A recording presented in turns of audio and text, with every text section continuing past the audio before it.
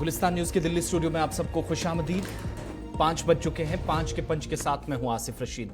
5 के पंच में कुछ बड़ी खबरें आपके सामने रखेंगे और आपको बताएंगे कि क्या हालात इस वक्त मुल्क की सतह पर हैं। कुछ बड़ी डिटेल्स या खबरें आप तक पहुंचेंगी और साथ साथ आपको आज के प्रोग्राम में जम्मू कश्मीर भी लिए चलेंगे, जहां पर कुछ मामला पेश आए हैं मुलाजमीन को लेकर, और बात आज हाउस बोट मालिकान की भी करेंगे। अदालत से एक फैसला हुआ है और अदालत ही से एक पुराने तकरीबन 25 से 30 बरस पुराने केस में आज समाअत हुई है और सजाएं कुछ लोगों को सुनाई गई है। एक एक करके खबरों की तरफ हम चलेंगे, लेकिन डिटेल्स ये तमाम आपके सामने रखने से पहले हम 5 बड़ी खबरें आपके सामने रखेंगे जिनको सुबह से आप पढ़ रहे हैं, देख रहे हैं, या जिन पर आप ज्यादा फीडबैक हम तक पहुंचाते हैं, अपनी आरा का जो है वो आरा हम तक पहुंचाते भी हैं या इजहार करते हैं।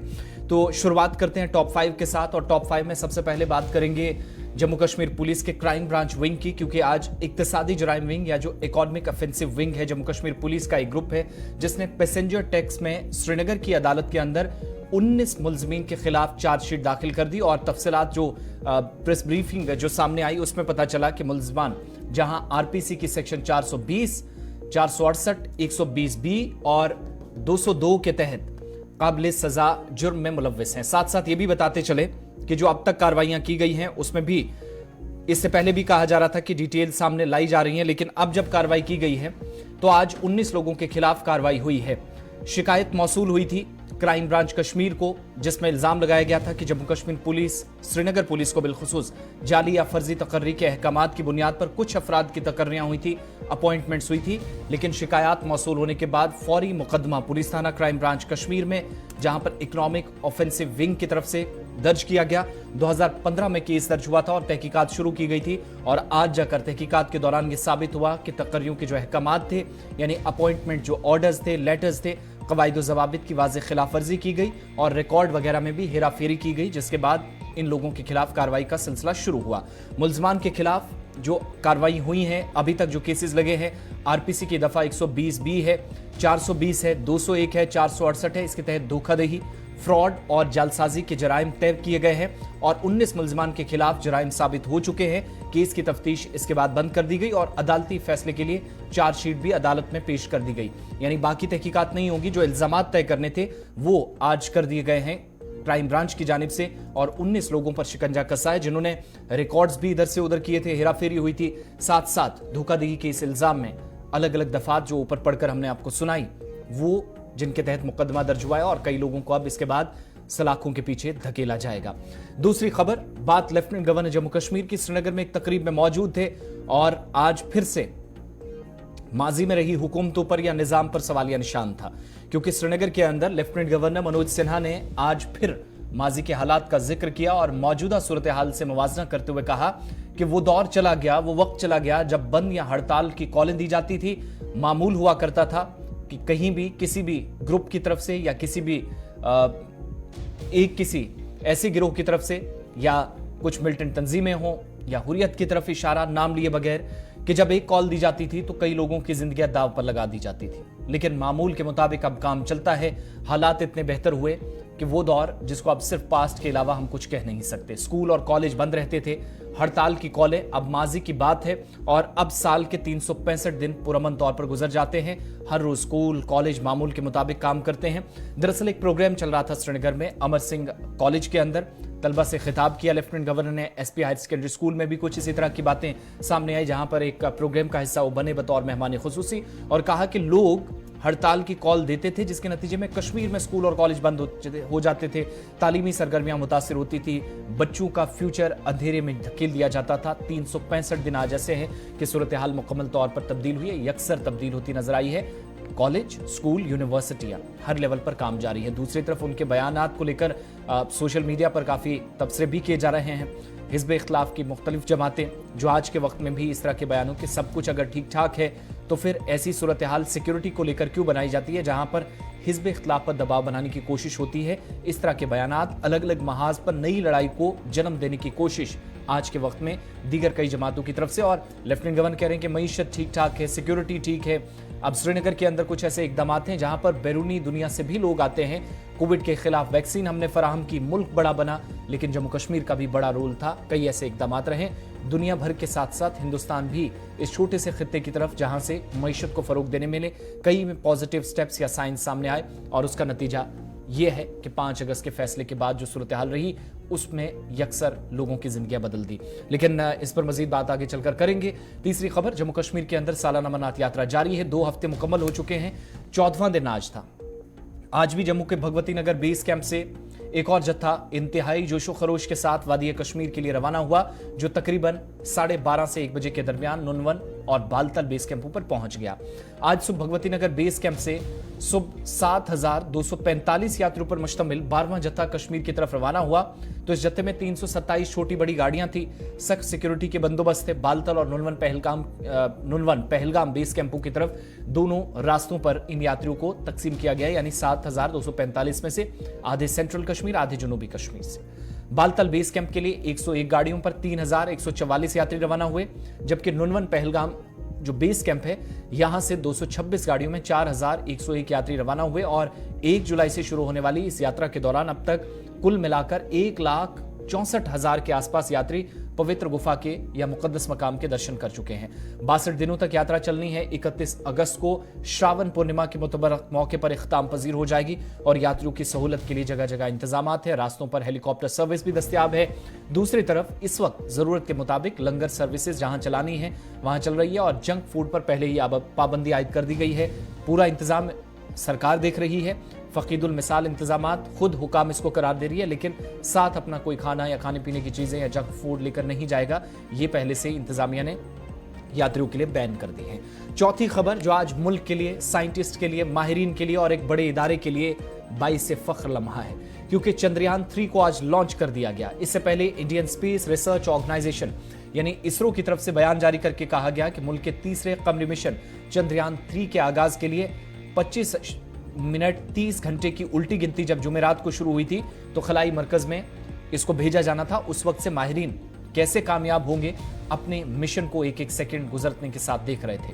यह मिशन जो कि आज 2:35 पर लॉन्च हुआ, यहां पर याद दिलाना जरूरी है कि चंद्रयान 3 मिशन जिस पर प्रेस कॉन्फ्रेंस भी हुई, चंद्रयान मिशन साल 2019 के चंद्रयान 2 का फॉलो अप मिशन है और भारत के तीसरे कमरे मिशन में भी खलाई साइंसदानों का मकसद चांद की सतह पर लैंड की सॉफ्ट लैंडिंग थी।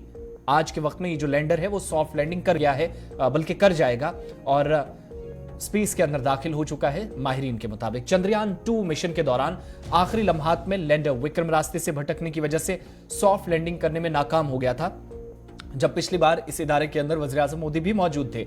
अगर यह मिशन कामयाब होता है तो भारत अमेरिका, चीन और साबिक सोवियत यूनियन जैसे मालिक के क्लब में शामिल हो जाएगा जो ऐसा कारनामा सर अंजाम दे चुके हैं। और इसरो ने एक सोशल मीडिया पोस्ट में भी कहा कि दोपहर 2:35 पर LVM-3 4 चंद्रयान 3 मिशन को लॉन्च के लिए उल्टी गिनती जब शुरू हुई तो उसके बाद से ही टिकटिकी लगाए बैठे हुए थे कि चांद की सतह पर या फिर स्पेस के अंदर दाखिले की एग्जैक्ट टाइमिंग कौन सी हो सकती है।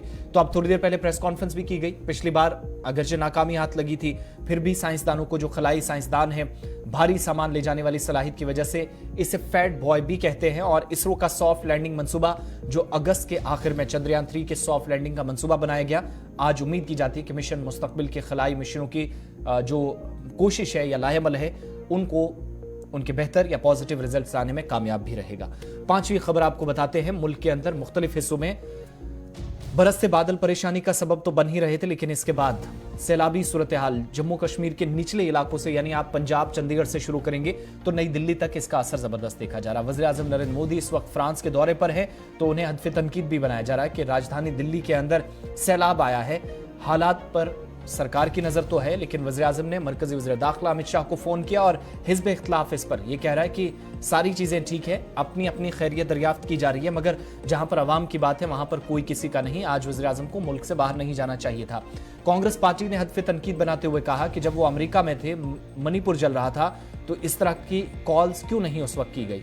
कांग्रेस ने कहा कि अच्छी बात है, उन्होंने दिल्ली के सैलाब पर तशवीश का इजहार किया, लेकिन जब मणिपुर जल रहा था तो ऐसी कॉलें उस वक्त भी आनी चाहिए थी। लेकिन कुल मिलाकर आप सूरत हाल देखेंगे तो आहिस्ता आहिस्ता करके सूरत हाल कुछ एक इलाकों में बेहतर जरूर हुई है, लेकिन जमुना का पानी या सतह आब लगातार बढ़ रहा है, जिसकी वजह से इंचार्ज कम्युनिकेशन जो कॉन्टिन्यूसली उन तमाम लोगों के साथ जिन्हें आप एनडीआरएफ या एसडीआरएफ कहते हैं राब्ते में हैं, और मुमकिन है कि आइंदा 48 घंटों में शायद बेहतरी हो। लेकिन लाल किले के आसपास कश्मीरी गेट वाले रास्ते, जहां पर नेशनल हाईवे के ऊपर शायद आपको गाड़ियां या ट्रैफिक दौड़ता हुआ नजर आता था, पांव रखने की जगह नहीं मिलती थी, वहां पर भी इस वक्त 45 साल पुराना रिकॉर्ड टूटा है। सतह आप बुलंदी तक पहुंच गया है। सूरत हाल यहां पर खराब होती हुई नजर आ रही है।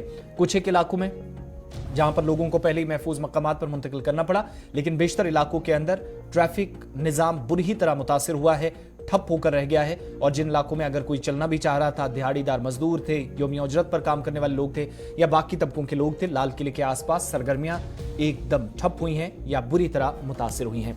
ये 5 बड़ी खबरें टॉप 5 में आपके सामने हमने रखी हैं। मजीद सूरत हाल बेहतर हो, इसकी तवक्को और उम्मीद या दुआ के साथ आगे बढ़ेंगे।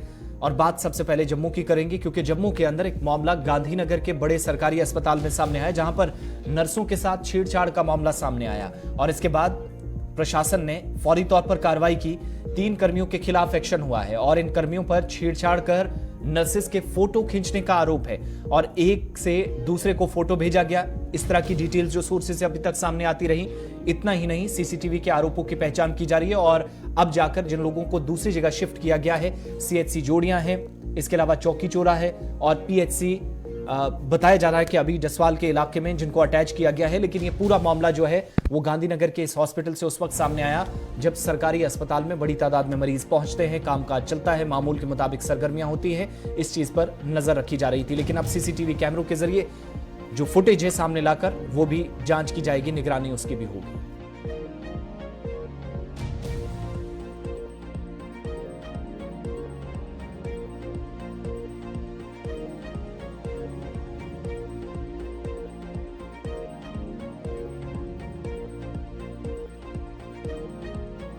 है कि जम्मू के गांधीनगर अस्पताल में जहां पर एनएचएम की 2 जूनियर स्टाफ नर्सों के साथ छेड़छाड़ हुई है, उनके फोटो सोशल मीडिया पर वायरल किए गए। अस्पताल के 3 जो हेल्थ वर्कर्स हैं, बताया जाता है कि उनको इसके बाद कार्रवाई से गुजरना पड़ा है, उनको अटैच किया गया है और अस्पताल के अंदर जो यौन उत्पीड़न समिति है, जो कैश है, उसकी तरफ से सिफारिशें की गई, जिसके बाद कार्रवाई की गई। और जो इस वक्त डायरेक्टर हेल्थ है, उन्होंने भी इस मामले का संजीदा नोटिस लिया है कि जो खवातीन इस वक्त अस्पतालों के अंदर काम करती हैं, कमेटी की तरफ से जो सिफारिशात की गई थी, इस बात को यकीनी बनाने के लिए कहा गया था कि फौरी तौर पर 3 दिनों के अंदर अब न सिर्फ रिपोर्ट पेश करनी होगी, बल्कि जिन लोगों के खिलाफ आरोप तय करने हैं वो चीजें भी सामने आनी चाहिए। कहां से किन लोगों के नंबर्स ट्रैक करके चीजें देखी जाएंगी और सारे रिकॉर्ड्स खंगाले जा रहे हैं कि ये मामला असल एक सरकारी अस्पताल के अंदर क्यों आया। इस तरीके से आप देखेंगे तो गवर्नमेंट मेडिकल कॉलेज जो सबसे बड़ा सरकारी अस्पताल जम्मू सूबे के अंदर है, 8 से 10 अजला का पूरा जो वर्कलोड है वो इस पर रहता है या फिर काफी ज्यादा रश इस अस्पताल के अंदर रहता है। लेकिन दूसरा अगर कोई हॉस्पिटल है तो फोकस इस बात पर रहता है कि अस्पताल की जो इमरजेंसी है वहां पर किसी तरीके से दबाव ना पड़े। जरूरत के मुताबिक गांधीनगर हॉस्पिटल जो डिस्ट्रिक्ट हॉस्पिटल भी कहलाता है और हाल ही में जो नेशनल हेल्थ मिशन की तरफ से जम्मू कश्मीर के अंदर भी मकामी सतह पर कार्रवाई की गई थी, जो सर्वे सामने आते रहे, उसमें भी इस हॉस्पिटल का एक अच्छा खासा मकाम रहा है। यानी दर्जाबंदी जब होती रही तो फहरिस्त में टॉप 5 पे हमेशा आता रहा। लेकिन अब जाकर यहां पर ऐसे केसेस सामने आने लगे जो बदकिस्मती से किसी भी सूरत में सही नहीं ठहराए जा सकते। मामला तो दर्ज किया गया है, जो अब अहकामात सादिर किए गए हैं कि 2 जूनियर स्टाफ नर्सों के ये मामला सामने आए, आरोप लगे और 11 जुलाई की रात ये सारा सिलसिला हुआ। इमरजेंसी वार्ड में जब वो ड्यूटी पर थी तब ये केस सामने आया है। थोड़ी इसमें और डिटेल्स लेंगे, उसके बाद श्रीनगर भी चलेंगे, एक और अहम मामले पर बात करेंगे। शिल्पा शर्मा जम्मू से हमारे साथ है। शिल्पा, पूरा मामला क्या है, फिर से कंप्लीट डिटेल्स बताइएगा और इसके बाद जो कार्रवाई की गई है वो कार्रवाई सिर्फ यहीं तक सीमित है कि अटैच इन तीनों कर्मियों को किया गया है या फिर सजाएं भी किसी तरीके से इनको हो सकती है? कमेटी ने भी शायद अपना काम अभी करना है। जी, आपको बता दें कि जम्मू के गांधीनगर हॉस्पिटल में नर्सों के साथ जो एनएचएम की 2 जूनियर स्टाफ नर्सें हैं उनके साथ छेड़छाड़ का मामला सामने आया और साथ ही साथ तो फोटो जिस तरीके से खींची गई और वायरल करने की यहाँ पर धमकी भी दी गई। आपको बता दें कि नर्सों का ये कहना है कि देर रात वो जब ड्यूटी पर काम कर रही थी तो एक व्यक्ति उनके स्टाफ नर्सिंग के स्टेशन पर जो है वो आ जाता है, जिसके चलते वहां पर उनके साथ जो है वो अभद्र व्यवहार किया जाता है और फोटो खींची जाती है। आपको बता दें कि उनका नर्सों का ये कहना है कि जो व्यक्ति है उन्होंने शराब पी थी। उसके बाद वो फोटो जो है वहां पर जो कार्यरत थे, यानी कि उस वक्त उस समय पर जो कार्यरत थे 3 व्यक्ति वहां पर थे। आपको बता दें कि भारत भूषण, साथ ही साथ आपको बता दें कि जिस तरीके से भारत भूषण वहां पर मौजूद थे और साथ ही साथ विजय थापा और जनक, ये 3 व्यक्ति वहां पर मौजूद थे, यानी कि कार्यरत थे, जहां पर उनसे शिकायत भी की गई, लेकिन उनके पास यानी कि उस व्यक्ति ने इनके पास जो है वो फोटो दी थी और जब नर्सों ने आवाज उठाई तो उनकी धमकी दी गई कि अगर आप ज्यादा बोलेंगी तो आपका फोटो जो है वो वायरल कर दिया जाएगा, जिसके चलते अस्पताल प्रशासन ने कमेटी गठित की और उसके बाद ये फैसला लिया गया, यानी कि इन 3 व्यक्ति को जो है वो अटैच किया गया। मैं आपको बता दूं कि भारत भूषण को सीएचसी जोड़ियों में अटैच किया गया, विजय थापा को सीएचसी चौकी चौरा में और जनक को पीएचसी डांसल में अटैच किया गया, जहां पर अगर इन नर्सों के रिश्तेदारों की बात करें, इनके जिस तरीके से इन्होंने भी कहा है कि वहां पर जिस तरीके से हमारी बच्चियां जो है वो काम कर रही थी, कहीं ना कहीं उन पर जो है वो गलत इल्जाम लगाए जा रहे हैं और जिस तरीके से फोटो वायरल करने की यहाँ पर धमकी भी दी गई थी। हालांकि जो व्यक्ति जिन्होंने शराब पी थी, जिन्होंने फोटो खींचा था और अभद्र व्यवहार किया था, उसे फिलहाल ढूंढने की यहाँ पर कोशिश की जा रही है, एफआईआर भी दर्ज की गई है और कमेटी ने साफ तौर पर इन 3 अधिकारियों की बात करें तो इन्हें जो है वो अटैच कर दिया गया है। हालांकि उससे पूरी तरीके से ढूंढने की यहाँ पर जो है वो कोशिश भी की जा रही है। बहुत बहुत शुक्रिया डिटेल्स देने के लिए। बड़े सरकारी अस्पताल से एक बदकिस्मत वाकया पेश आया है जहां पर खवातीन के साथ छेड़छाड़ और नर्सिंग स्टाफ में ये चूंकि जूनियर मेंबर्स तो बताई जाती हैं लेकिन कामकाज वही है जो ऑलमोस्ट डॉक्टर्स का होता है इस बड़े सरकारी अस्पताल में। और इमरजेंसी वार्ड में जहां पर कई मरीज हैं जो आखिरी सांसें ले रहे होते हैं, वहां इस तरह के केसेस आए तो फिर शायद और भी मुश्किल खवातीन के लिए या फीमेल जो स्टाफ मेंबर्स हैं उनके लिए काम करना मुश्किल हो जाएगा। बहरहाल अच्छी कार्रवाई शुरू हुई है, होप्स हो कि इसके पॉजिटिव रिजल्ट्स भी सामने आए। आगे बढ़ते हैं, जम्मू के बाद श्रीनगर चलते हैं। एक और मामला जो हुकूमत के नोटिस में है, जिम्मेदारान के नोटिस में है, लेकिन इस पर फिर भी कोई संजीदगी से उतना काम नहीं हुआ अभी तक। और बात झीले डल के अंदर या आसपास के इलाकों में नगीन के आसपास जो हाउस बोट्स हैं वो खत्म आहिस्ता आहिस्ता हो रही हैं। उसकी 2-3 बड़ी वजूहत हैं, कुछ टेक्निकलिटीज हैं, क्योंकि सरकार ने नई हाउस बोट पॉलिसी तो बनाई थी लेकिन उससे भी उतना कोई फर्क अभी तक महसूस नहीं हुआ या किसी भी तरीके से अच्छी खबरें या पॉजिटिव रताइज उसके सामने नहीं आए कि हाउस बोट मालिकान ये कहें कि मुरम्मत के लिए जो लकड़ी वगैरह उनको दरकार थी या बाकी सारी चीजें थी उस हवाले से उनको राहत मिली हो। हाईकोर्ट का फैसला भी उनके हक में गया क्योंकि बहुत सारे लोग ऐसे हैं, बल्कि आप कह सकते हैं हजारों लाखों लोगों का रोजगार डायरेक्टली इनडायरेक्टली हाउस बोट से जुड़ा हुआ है। फिर जम्मू कश्मीर के सयाहत की जब बात हुई है तो इस पैरामीटर पर बहुत डीपली बात होती है, लेकिन हाउस बोट के मालिकान इसलिए परेशान हैं और सरकार से अपील की जा रही है कि हाईकोर्ट का फैसला जो उनके हक में तो हो गया, वहां से चीजें तो ठीक रहीं, लेकिन जब बात इंतजामी सतह पर आती है, हाउस बोट जो आज के वक्त में कई सालों तक एक तवील मुद्दत से इंतजार भी इस चीज का था कि मुरम्मत उन हाउस बोट्स की जाए जो पुराने हो चुके हैं, जिनके लिए लकड़ी भी दरकार है, जिनके लिए आज के वक्त में इंतजामिया की जानिब से भी सहूलियात होती तो शायद इस तरह की शिकायतें ना आती, लेकिन इसके बावजूद भी परेशानियां आज भी हैं। इसी पर और बात करेंगे डिटेल वाइज, थोड़ी टेक्निकलिटीज क्या हैं, इश्यूज क्या हैं और इंतजामिया कहां पर इस वक्त परेशानी का सबब जो बन रहा है वो कहां पर लैतुल से काम लिया जा रहा है। मंजूर पख्तून साहब हमारे साथ हैं, अध्यक्ष हैं, प्रेसिडेंट हैं हाउस बोट ओनर्स एसोसिएशन के, वादी कश्मीर से हमारे साथ जुड़े हैं। बहुत शुक्रिया पख्तून साहब वक्त देने के लिए। मामला तो वक्तन फवक्तन नोटिस में आते ही रहे, लेकिन पिछली बार Jammu Kashmir Ladakh common high court ने हाउस बोट्स की मुरम्मत की भी इजाजत दे दी और मालिकान के लिए राहत थी, लेकिन कहां पर यह पेच फंसा है कि हुकूमती सतह पर अभी उस तरीके से राहत नहीं मिली जैसे अदालती आलिया की तरफ से फैसला सुनाया गया था पिछली बार। देखिए, जहां तक ये रिपेयर रिकंस्ट्रक्शन का मसला, ये तो एक लॉन्ग पेंडिंग इशू था क्योंकि हाउस बोट्स को रिपेयर्स की अशद जरूरत होती है और इसमें जो टिम्बर लगता है हमें वो अभी तक खाली पेपर्स में है। 24 जून को पिछले साल वो ऑर्डर निकला था कि हमें टिम्बर सब्सिडाइज रेट्स पे मिलेगा और हमने कहीं अब ये जो उसका इन्होंने फॉर्मेलिटीज रखी है वो भी हमने पूरी की थी, मगर ये ई ऑप्शन में इन्होंने हमें रखा है। जो भी मतलब आम ऑप्शन होता है उसमें बाकी जो मेन डीलर्स हैं यहाँ मार्केट में, जो ब्रोकर्स वगैरह डीलर्स हैं लग्यून के, तो वो भी उसमें शामिल होते हैं। तो हमारे लोग उसमें हमने उनको रिक्वेस्ट की थी कंसर्न अथॉरिटीज को कि हमें एक फिजिकल ऑप्शन के लिए रखा जाए, तो हमें ज्यादा से ज्यादा 30, 40, 50 फुट का अभी आपने उन्हें सैंक्शन किया है। जो गटेड हाउस बोट है उसमें तो हजारों फीट लगते हैं, जो माइनर रिपेयर है उसमें वही 30-40 फीट है। तो वो हमने सारी फॉर्मेलिटीज पूरी की। आज तक 2 ई ऑप्शन, पिछले साल के 2 ई ऑप्शन हुई है, मगर कभी कोई सर्वर की प्रॉब्लम हुई, कभी हम लॉग इन कर पा रहे हैं तो आगे चल नहीं पा रहे हैं।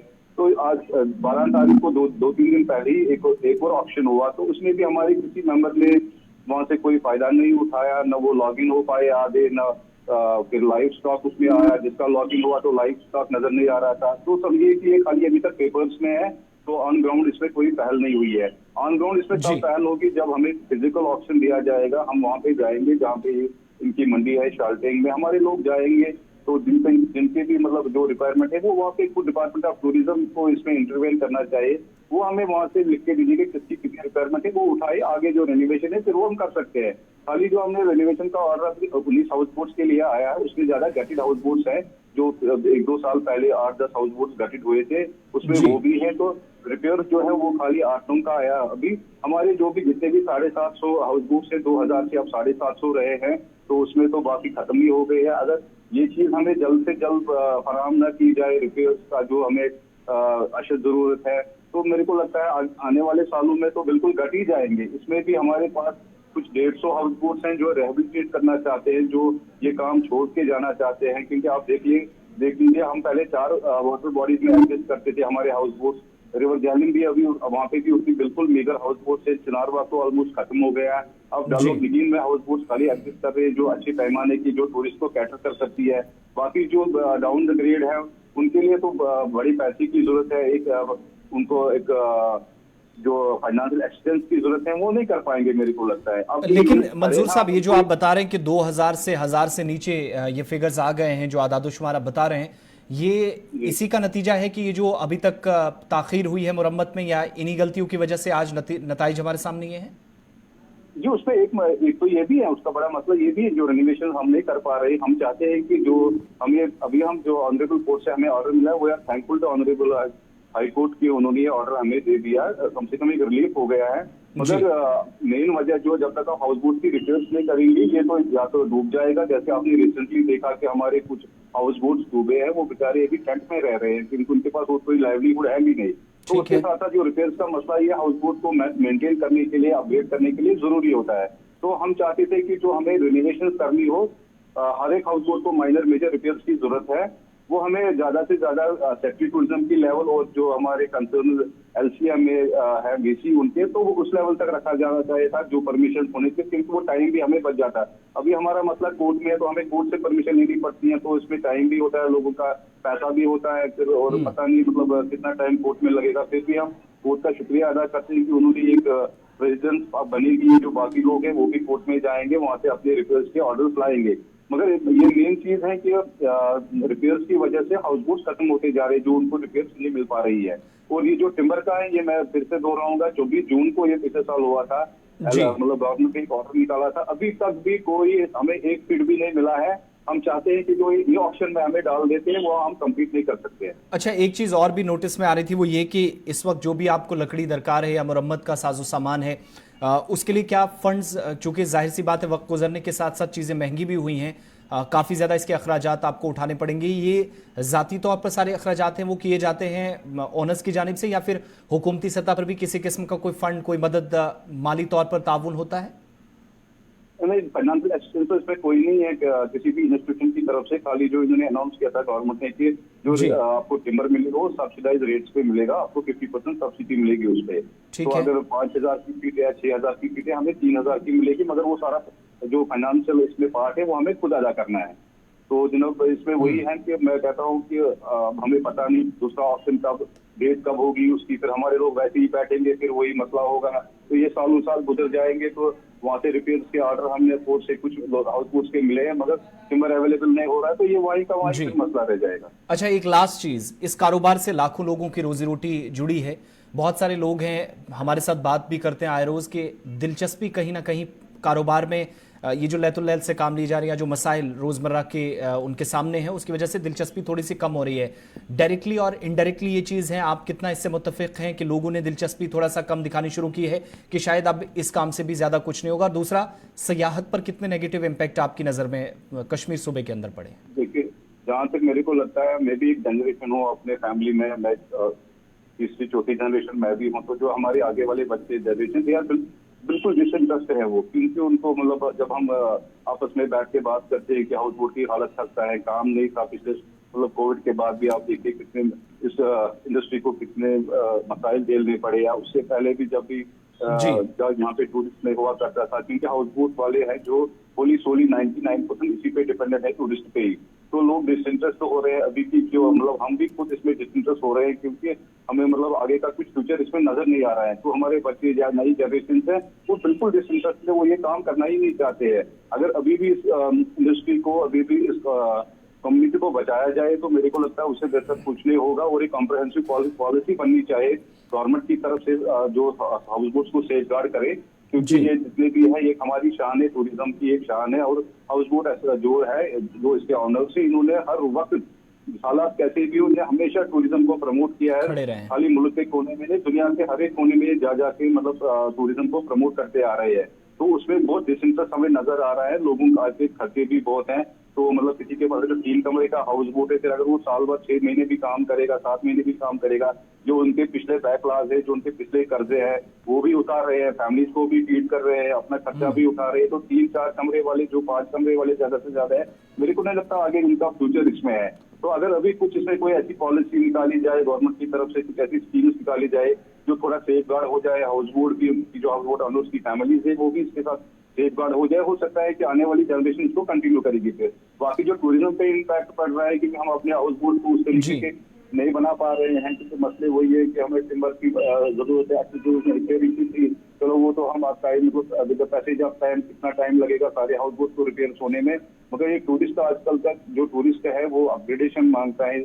हमारा जो कंट्री का टूरिस्ट ग्लोबल टूरिस्ट ना हो, वो हर एक जगह जाता है, दुनिया में घूमता है। तो वहाँ की फैसिलिटीज और यहाँ की फैसिलिटीज जब वो कंपेयर करता है तो उसको बहुत फर्क नजर आता है। तो अब ये हाउस बोट एक यूनिक फीचर था, लोग इसमें रहना पसंद करते थे, आज भी लोग पसंद करते हैं रहना। तो हम उसको बड़े फक्र से कहते हैं कि हमारे पास हाउस बोट्स है, तो लोग इसमें भी बड़े अट्रैक्ट हो रहे हैं जो हमारे टूरिस्ट है। मगर कुछ इसमें एक पॉलिसी बननी चाहिए for safeguarding of the houseboats. बहुत बहुत शुक्रिया मंजूर पख्तून साहब, बहुत बहुत शुक्रिया। माजरत मेरे पास वक्त इतना ही है। बहुत बहुत शुक्रिया अपनी बात रखने के लिए, मुकम्मल तौर पर मामलात क्या है वो समझाने के लिए। बहरहाल पॉलिसी ऑन पेपर्स है, लेकिन ग्राउंड पर अभी भी काम करने की जरूरत है। अदालत की जानिब से फैसला इनके हक में कि मुरम्मत कर सकते हैं, इजाजत तो है, लेकिन इस वक्त लकड़ी या बाकी साजो सामान महंगा, या फंड्स की कमी और बाकी सारी चीज़ें, कुछ टेक्निकल इश्यूज, उसकी वजह से परेशानी बन रही है। और यही वजह है कि पख्तून साहब बता रहे थे कि 2000 के आसपास जो कल तक हमारे पास हाउस बोट्स की तादाद थी वो घटकर 7 से 750 के आसपास रह गई है। अदालतों की बात हो रही है तो एक और अदालत का फैसला आपको बताते हैं। 4 भारतीय वायुसेना के अधिकारियों की जो हत्या का मामला है उसमें गिरफ्तार आरोपी के खिलाफ प्रोडक्शन वारंट जारी कर दिया गया है। और ये मामला वादी कश्मीर के, आपको अंदर याद होगा कि 4 इंडियन एयरफोर्स के एहलकार श्रीनगर में जो मुलजिम गिरफ्तार हुआ था उसके खिलाफ प्रोडक्शन वारंट आज जारी कर दिया गया। और एक मकामी अदालत की तरफ से 1990 में दहशतगर्दों के हाथों 4 इंडियन एयरफोर्स के अफसरान के कत्ल से मुतल्लिक केस की समाअत की गई।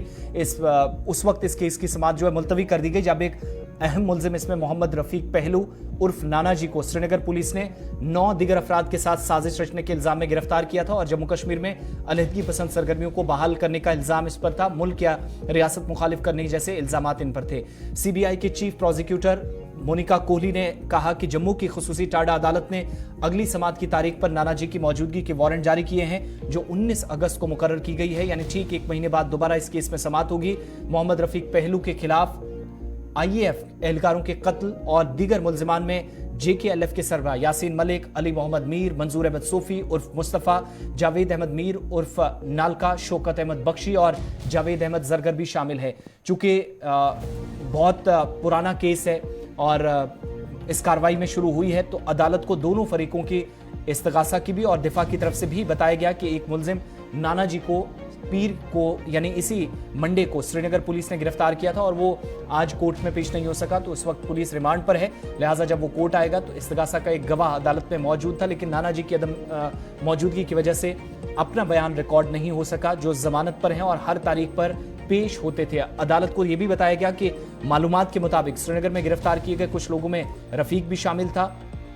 मोनिका कोहली जो सीनियर एडिशनल एडवोकेट जनरल भी हैं, उनकी तरफ से इसकी तफसीलात भी शेयर की गई और फिलहाल रफीक उर्फ नाना जी के खिलाफ प्रोडक्शन वारंट जारी किया गया ताकि अगली समाअत को 19 अगस्त की तारीख पर उनकी मौजूदगी को अदालत में यकीनी बनाया जाए। ट्रायल कोर्ट में मुलजिम की अदम मौजूदगी की वजह से अदालत ने इस्तगासा के गवाह के अपने बयान रिकॉर्ड करने की दरख्वास्त को मुस्तरद कर दिया। बात यहां से आगे नहीं बन सकी, लेकिन दूसरी तरफ यासीन मलिक जो कि तिहाड़ जेल में उम्र कैद की सजा उनको है और साथ साथ ये केसेस भी चल रहे हैं, ये अलग से हैं और टेरर फंडिंग के या बाकी मामला जो थे उसमें ऑलरेडी उनको एक झटका लग चुका है। आगे बढ़ते हैं, बात अब जरा जम्मू कश्मीर की हो रही है तो खित्ता चिनाब आपको लिए चलते हैं, जहां पर एक सड़क हादसा भी हुआ है और दर्दनाक सड़क हादसे में मरने वालों की तादाद 3 हो गई है। सरकारी तौर पर किश्तवाड़ के अंदर होने वाले हादसे में मरने वालों की तादाद 3 बता दी गई है, तस्दीक कर दी गई है। और इस सड़क दुर्घटना में जो कीरू हाइड्रो पावर प्रोजेक्ट के पास हादसा हुआ, जहां पर गाड़ी लुढ़क कर नीचे खाई में जा गिरी है, दरिया के पास पड़ी है, 3 लोगों की मौत हो गई है। अभी तक की जानकारी के मुताबिक 2 वर्कर्स हैं पटेल कंपनी के, एक ड्राइवर था जो लोड कैरियर यहां चला रहा था, लेकिन अचानक काबू से बाहर लोड कैरियर गया और गहरी खाई में जा गिरा। जख्मियों को डिस्ट्रिक्ट अस्पताल किश्तवाड़ तो मुंतकिल किया गया था, लेकिन यहां डॉक्टरों ने मुर्दा करार दिया और इसकी तस्दीक डिप्टी कमिश्नर किश्तवाड़ देवंश यादव और एसएसपी की जानिब से भी अब से थोड़ी देर पहले कर दी गई है।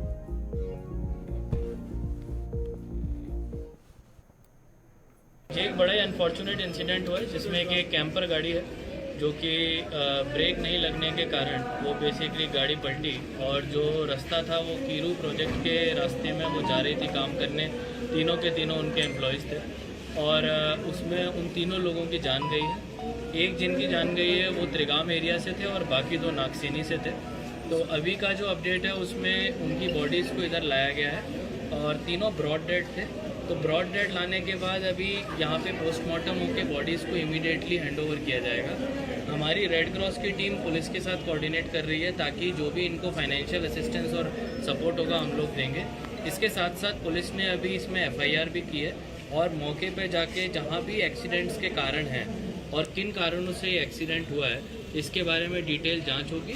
और मुझे लगता है एसएसपी साहब भी आज यहाँ पे हैं, तो इसमें अगर कहीं भी कोई गलती किसी की निकलती है तो उसको छोड़ा नहीं जाएगा। जी, कंस्ट्रक्शन साइट्स पे काम करने के लिए कुछ सेफगार्ड्स रखने होते हैं। अगर कहीं पे भी वो सेफगार्ड्स में वायलेशन होगा तो एफआईआर के अंडर जहाँ भी हम लोगों को लगता है इन्वेस्टिगेशन में किसी का नाम निकल के आएगा तो उनके अगेंस्ट कार्रवाई होगी। इसके साथ साथ जो गाड़ियाँ इस्तेमाल में हो रही थी क्या वो करेंटली वो सर्विसेबल कंडीशन में थी कि नहीं, चलाने के लिए लायक थी कि नहीं, इन सब चीज़ों के लिए भी एआरटीओ भी पुलिस के साथ कोऑर्डिनेट करेंगे और जहाँ भी लैप्सेस होंगे उनको बख्शा नहीं जाएगा। इस केस में भी हम चेक कर लेंगे और इन्वेस्टिगेशन चल रही है एफआईआर लगने के बाद कि क्या कहीं जिम्मेवारी उस पर आयद हो रही है जिसकी गाड़ी थी या ड्राइवर की या रोड कंडीशन या सेफ्टी। तो ये सारे पैरामीटर जैसे डी साहब ने बताया, we will ensure fair investigation और स्पेशली कि फ्यूचर में ऐसा नहीं हो और कंपनीज को एडवाइजरी देने की जरूरत है। चलिए, वक्त यहाँ छोटे से ब्रेक का है। 5 के पंच में मेरे साथ इतना ही। ब्रेक के उस पार यात्रा स्पेशल।